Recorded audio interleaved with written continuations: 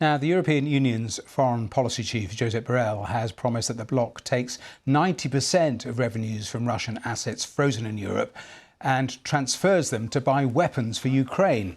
Under Mr Borrell's plans, proceeds from the assets, such as interest payments, would go to the European Peace Facility, which provides military aid to countries outside the EU. Russian officials have called that move potential theft and warned about potential consequences for those who actually make those decisions. Well, earlier I spoke to Timothy Ash, who's an economist and associate fellow in the Russia and Eurasia programme at Chatham House. He gave me his assessment of the figures being talked about. It's 3 to 4 billion euros a year. The total amount of assets, Russian assets, frozen in Western jurisdictions is about $330 billion. That's cash. That's Russian government cash in Western jurisdictions.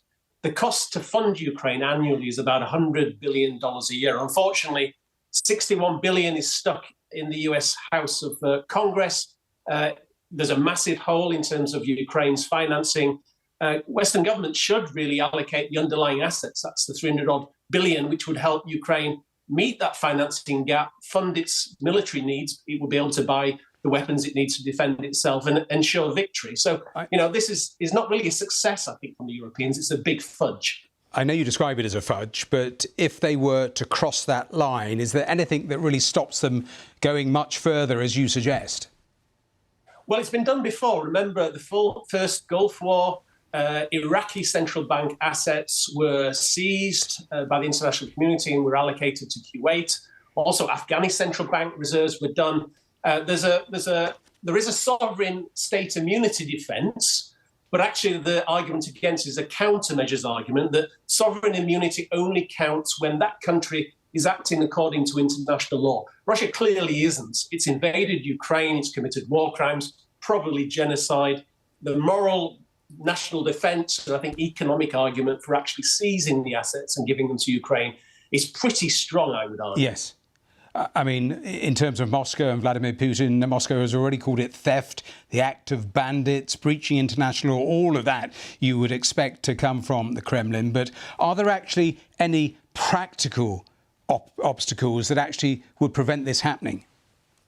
Well, not really. It's political will, ultimately. I mean, laws are made by politicians. Our governments want to do it. Unfortunately, at the moment, what's happening is that $100 billion bill is essentially being paid by Western taxpayers, where Russian taxpayers' money is stuck in Western banks, but our governments are not willing to actually go after it. They rather spend Western taxpayers' money than actually spend Russian taxpayers' money, which I would think should be a political scandal in Western countries. But, politicians are sweeping this all under the carpet.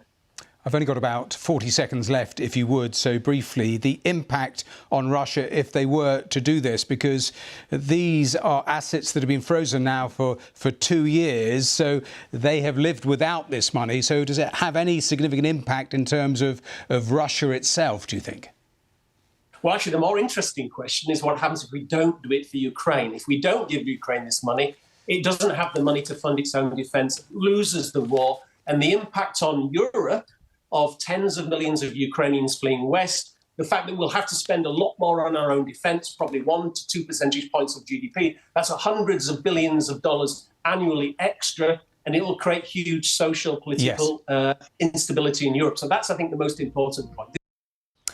Timothy Ash talking to me a little earlier on the programme.